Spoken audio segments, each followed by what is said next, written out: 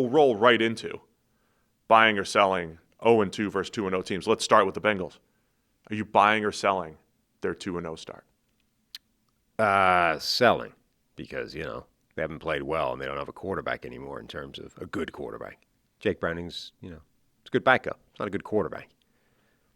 Yeah, I would sell as well. I don't feel like they're going to make an impact in the AFC. They could be another 9-8 team though. Yeah. But I'm selling. I'm selling the 2-0 start for Cincinnati. Tough stretch here with the Vikings. We'll see what happens with Wentz. Vikings and Broncos the next couple weeks on the road. Yeah. A telling couple weeks here for the Bengals. I mean, they could lose both those games easily, be 500 and not have played well yet this season, and suddenly the vibes are very different. Buying or selling the Buffalo Bills at 2-0? Buying. I mean, they were expected to be one of the best teams in the NFL. Yeah. They have beaten one of the best teams in the NFL already. This is pretty much how much do you believe your priors? Yeah, and stomped another one. They look good. All right. Also buying the Buffalo Bills. How about the Colts? Buying or selling the 2-0 Indianapolis Colts? I'm buying that. I think that offense looks good, not just, better than expected or passable. I think the offense is going to be very good. I think the defense is a little bit more, that might come back down to earth a bit over the course of the season. But, given what we've seen from the other teams in that division, like my pick of Indy to win that division, I'm kind of sticking with that for the moment. Yeah, you'd be surprised to think I want to sit on the fence on this one. I'm buying the fact that they're 2-0 in the driver's seat in the AFC South and look like a viable AFC South contender. I'm selling the fact that they're an AFC contender. So I'm buying the fact that they're as good as they've shown. Or even that Daniel Jones will play this well and effectively in this offense. I guess I would say it's similar to the Giants' year of 22 when they won 10 or 11 games and Jones was the quarterback, and I thought there was a ceiling there. I think there'll be a ceiling here, as the season goes on here.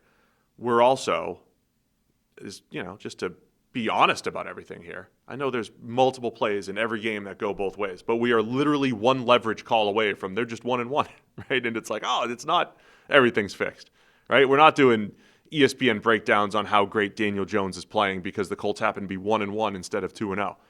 So I'll sell the fact that they're going to the AFC title game or anything. But the fact that they're legit. Yeah, I think given where expectations were, the bar for them is not the same place as it is for the Chiefs, or was for the Chiefs, the Bills, the Ravens, et cetera, et cetera. So yeah, I think that's reasonable. They're 2-0. I'm not saying they are an elite Super Bowl contender or anything, but they're 2-0. I think the idea that they could win that division and be a playoff team is very, very real. Yeah, absolutely. And it'll be interesting if... And that seemed crazy when I said it on the show, and people were like, you're an idiot. This is the Texans division.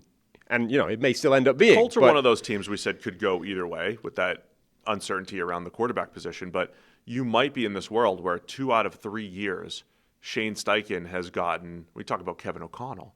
He's gotten Gardner Minshew. He's gotten Daniel Jones.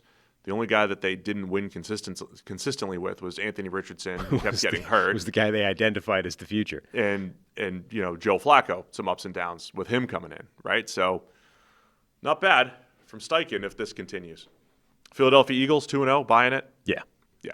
They said. Win differently every week. Green Bay Packers 2-0. And are you buying or selling? They are now among the elites in the NFC. I'm buying that. They're 2-0. They've looked great, and there are reasons to think they couldn't be better.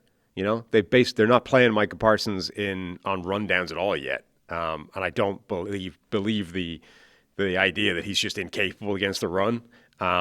Matthew Golden hasn't been a huge factor in the offense yet. Not to say he hasn't been playing well; he's been open quite a bit, but they haven't connected much with him yet. So there's an extra layer I think there to be had. Yeah, I mean, the offensive line had multiple shuffles. There are healthy players coming back. I think the Packers are good and they can be better. They're down Jaden Reed. We forgot to mention him during the injury section as well. Yeah. Foot injury and shoulder, collarbone, was it? Yeah. Double surgery this week. So he's out for a period of time here.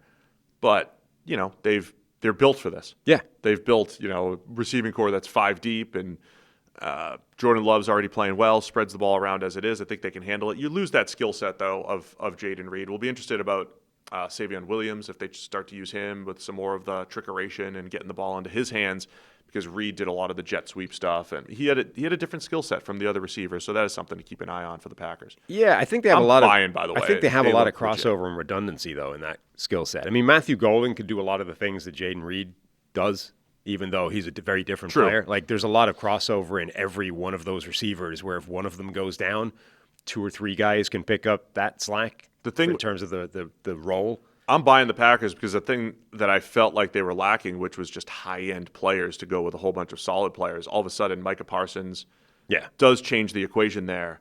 Edge Cooper gets to take that next step forward. He looks like he's a potential all-pro linebacker, and they're just good all around. The way the defense is playing is outstanding. Can you keep it up? It's been 2 weeks. Either way, they look like they'll be one of the best defenses in the league. This is also this is going to send the nerds back to the spreadsheets, rerunning the math. If this continues and Micah Parsons looks like a 1-for-1, like, hey, one non-quarterback player can make this kind of impact on a team. Now, obviously, there's always confounding variables, but the A-B analysis would be Micah Parsons plus a good, not great Green Bay Packers team equals Super Bowl. You know what I mean? That's not – the math doesn't say that should happen. Hey guys, real quick, only 40% of our viewers are actually subscribed, so let's change that. Hit that subscribe button, and now let's get back to the action. I mean, there's a lot. It's like one Ray Lewis speech led to the Ravens winning a Super Bowl. You never know what those factors are going to be. All right, so there's 3 NFC West teams who are 2-0, and at the start of the season, the phrase we kept using was, of all the divisions, wouldn't be surprised if any of these teams won the division. 49ers, Cardinals, and Rams are all 2-0. By the way, my pick was the Seahawks. They're only 1-1. Right, the one that hasn't won 2 wins. And I still wouldn't be surprised if the Seahawks won the division.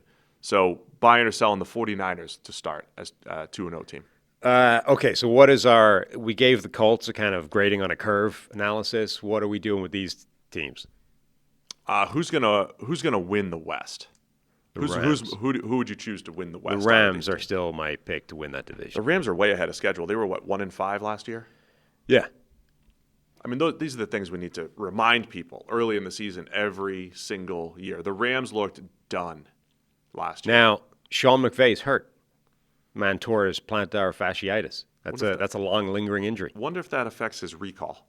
I doubt it. I also doubt it. It probably affects his ability to hop up and down the sideline, though. It makes the get-back coach's job a lot easier. Remember, there's an intense... It's not nearly as feisty anymore. Yeah, the get-back coach has a very difficult job. Right. Reining him in. Yeah. And you probably don't have that issue now. No, McVay's, I mean, he's animated, he's explosive. You know, he's got some, like, he's a pain for a get-back coach to deal with. Now he's hobbled. He's going to get in his general area and be like, I got you. You're not making it past me. Less move. He's not going to get his steps in nearly as much. So of those 3, let's just knock them all out here. Niners, Cardinals, I think the Rams remain Rams. A genuine Super Bowl potential team. They should easily win that division. If they win the division, Matthew Stafford, Devontae Adams, Puka Nacua, Kyron Williams, like, there are reasons that team could go on a run and win the Super Bowl. So they're my favorite absolute contender. The 49ers have done really well to win 2 games on the road with all their injuries. That's setting them up in a great situation, and unlike the Bengals, their quarterback's probably coming back a lot quicker than that, and you could imagine a world where they come together and they've bought themselves some breathing space and the ability to be a contender when everybody gets back healthy. If they don't get healthy, I don't think they can be real contenders. If they get everyone back, they could be. They're not now, but I think they could be late in the season. The Niners look good in the right spots, right? I wanted to see a little more feistiness from their defense. I think they have elements of that. And, a healthy 49ers team. They could be dangerous. I'll buy all of them, man. I'm in on all of them. But, I'd say the Rams most likely to win the division, and Seahawks are 1 game back. They're 1 game back. In last place. I would not be surprised if Seattle still pulls off the division. Sure. What about the Cardinals then? So the Cardinals are tricky because I buy into their 2-0 start because I thought they would be good. They're good in the right areas. I love the way their defense is playing. It's just come against the Saints and the Panthers. Yeah. I thought the Panthers would be a bit more competitive. And neither one was through 2 weeks. Neither one was, emphatic. Like, they didn't go out there and do what the Bills did. It was against the Panthers, and they kind of let it back in. Honestly, you can't say it's emphatic when it was like They were one drive away from losing that game. Yeah, but it's like Kyler, it's a funky decision that lead to an interception in the red zone, and they lost an onside kick. It never looked like the Bills versus the Jets, where it's like, this is an absolute. It did for the first half. This is belt to ass. This is an absolute whooping. It did early on. I mean, even then. I mean, the turnovers, yeah, but it didn't. The turnovers were a big factor. Yeah. So I think the Cardinals are going to be good. The Cardinals I throw into the bucket of the Colts, where it's like, yeah, they could win the division. I don't really see a world where they win a Super Bowl. So it's a good point. I feel like the Niners, Rams, and Seahawks could all be more competitive in the playoffs. Do you feel that same way about the Cardinals? Yeah. They could win the division, and yet they might be the fourth team in this division. If I was ranking Super Bowl odds, I might have given them the fourth longest odds to win the Super Bowl of this division, even if they win it. I think we did something last year. It was like, which underachieving team do you have the most confidence in turning it around? And I think we were both emphatic about the 49ers last year. Yeah. Didn't work. It didn't work, yeah. So we'll see. We'll see what happens. You never know. The twists and turns of the season. Well, we can do the same thing this year, and it would be the same team. It would be we'd both be, I think, on the same team this year. Thanks for watching all the way to the end of the video. Check the Mic is live every Monday, Wednesday, and Thursday, so be sure to hit the subscribe button so you don't miss a thing. And the all-knowing algorithm is convinced you'll also like these videos, and who are we to argue?